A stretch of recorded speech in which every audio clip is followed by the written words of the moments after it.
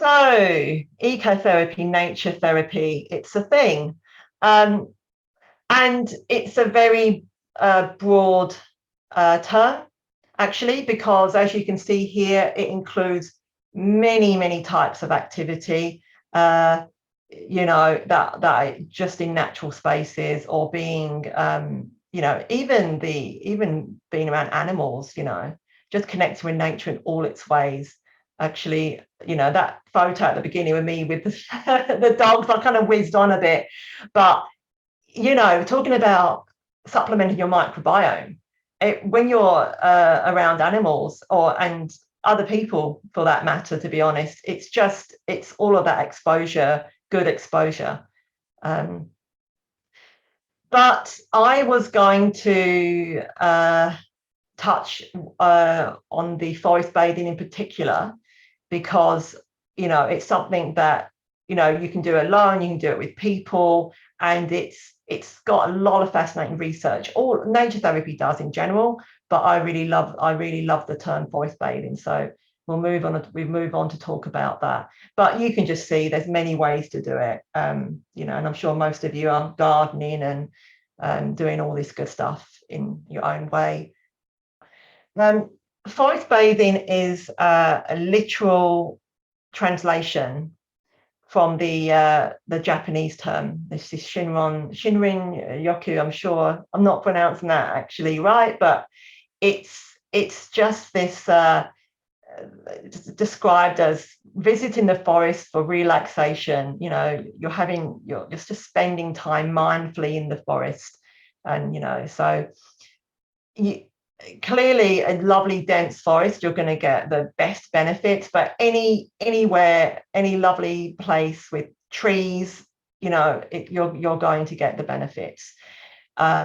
Just somewhere you can feel relaxed, because it is about going in, and it's not just bushwalks are fantastic, but this is about slowing down and actually incorporate that mindfulness practice as well to really take in the experience, and that's all going to contribute to the benefits, of course. I will be talking more about the research and how it is so beneficial for your health in not just the relaxation aspect, but just if we're not used to going out and relaxing, just the tips here. I really like this 5 senses practice, because you can use this anywhere. You don't have to be in a forest. You can just step outside and just take a moment to. It's a very grounding practice, actually, just to bring yourself to the present, calming your mind, because you're stepping out of your thoughts. If you're agitated, if you're anxious, if you're worried, and you can just say to yourself, what do I see? What do I hear? What can I smell? What can I feel? And it can take seconds or minutes, however long you like. But clearly doing that in a forest setting, you can imagine how powerful that would also be. And of course, the reminder to breathe slowly and not have the distractions is really important. Way to make sure you get all the benefits. So much. I mean, I was swimming in papers, and again, happy to send some of my favorite ones out. But I just pulled out a few bits and pieces to give you an idea of how much time has been found in nature to be, associated with these really significant health benefits. So, any natural environment, it's all included in this nature therapy concept. And this is just a little diagram here.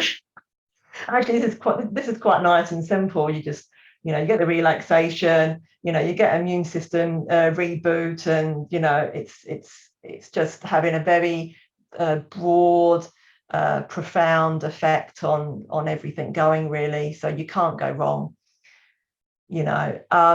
A very big systematic review which analyzes a lot of different studies. It's just linking the reduced risk of all of these type 2 diabetes, cardiovascular disease, premature death, with green space exposure in a really significant way.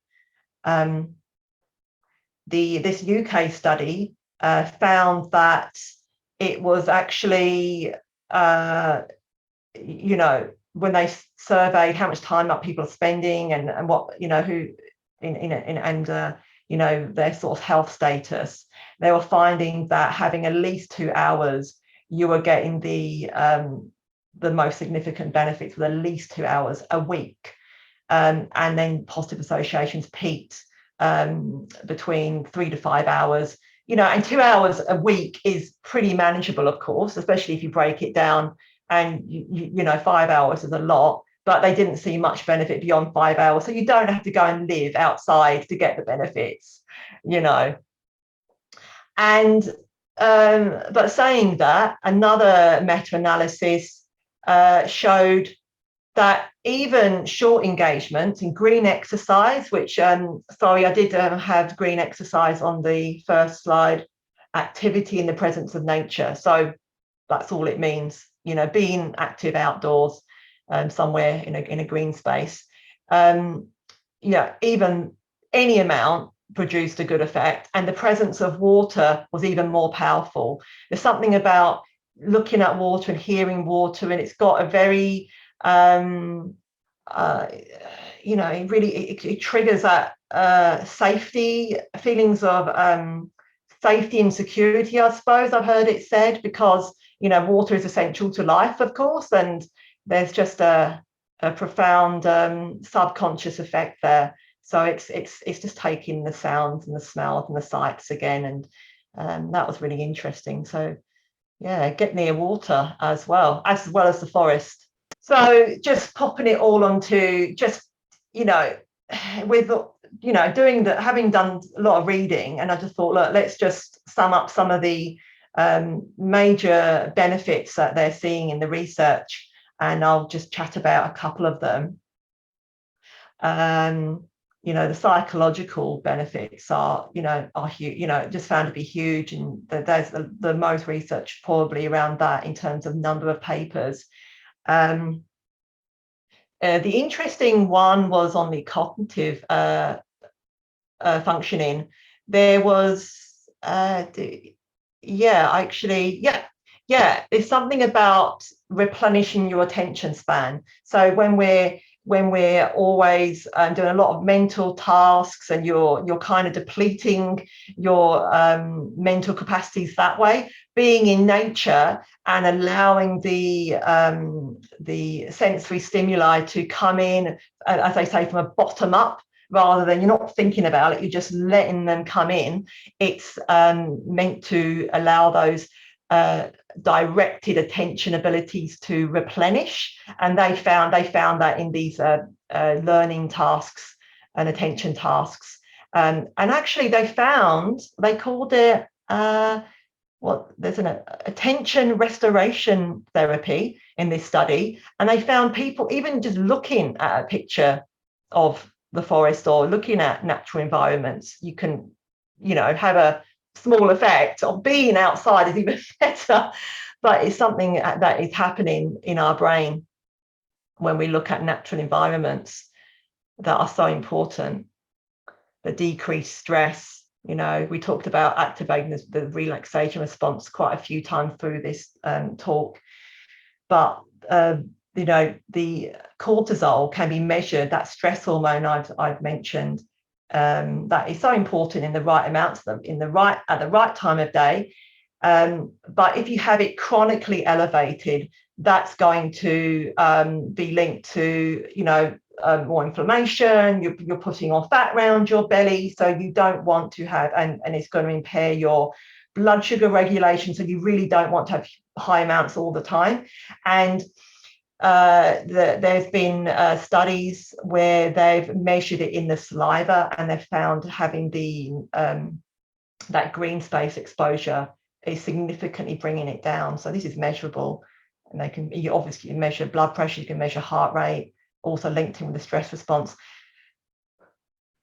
So the immune function. So I'll just finish talking about this Japanese study, which was really interesting. So this is quite particular to forest bathing, and this substance, phytonosides, which you might think of as essential oils because they're like volatile substances given off by the trees, and they're, they're in the air and they're there to be inhaled.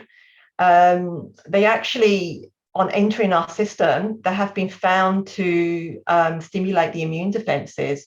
And what they measured several markers.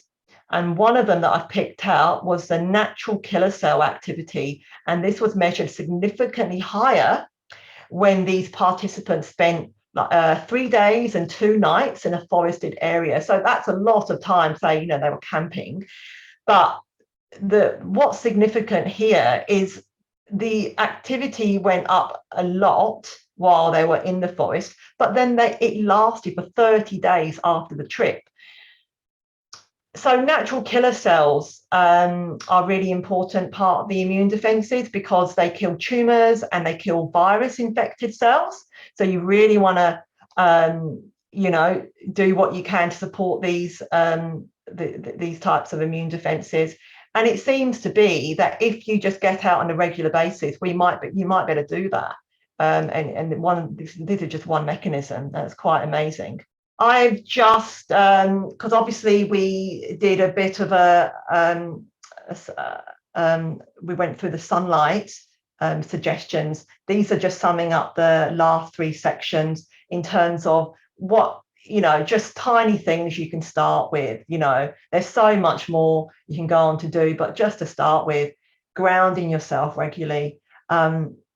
For hopefully most of us are lucky enough to have our own garden. So just to pop out in the morning and walk on the wet grass. This is an incredible thing to do, because then you're also getting your morning sunlight and you're getting the microbes exposure from the earth as well, and you're inhaling if you're around some trees. But obviously the barefoot beach walks, if you can fit those in, would be absolutely incredible as well.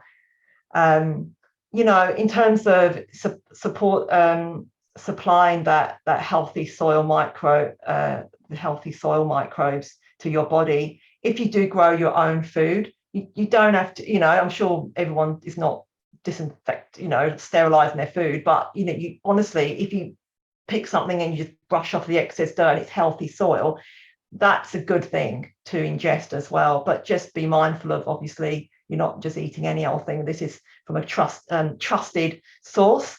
And getting dirty, whether it's you're getting your hands in the soil, you're around animals, this is all part of the beneficial environmental exposure. Making the time to spend, go out on those bushwalks and spend that time outdoors. But even if it's just your garden on a regular basis. And what I like, as I've just mentioned, is layering up all these benefits. So like that morning exposure, if you don't have to take any more time. If you drink a coffee in the morning in your kitchen, if you can do it outside, and yes, it is cold, but you do get used to it. You can still wrap up warm and just get your feet out, and you do get used to it. And if you bring some mindfulness to that, you're just getting all these benefits layered in. So I kind of love that. I'm all about tiny habits that make a powerful effect. I did mention the blue blocking glasses. So if people have questions around that, all the resources that I've mentioned today, like the D-Minder apps, or any products, or where I get things, or probiotics, absolutely happy to send those out to people as well as more information. So I just really wanted to finish on time. and hence I'm sorry if I went through a little bit fast, but please do get in touch, for if you want to work with me. I have my own practice. I do offer online consultations, and clearly you're then just getting a much more in-depth plan that's very personalized and targeted, and it's not just broad strokes. But of course, you're always free to talk to me to see if I can help or if I'm a good fit. Or if I'm not, I can always recommend if there's some more specialized care needed. There's my email. So you can always ask if you do want any of the papers that I've cited or any other resources.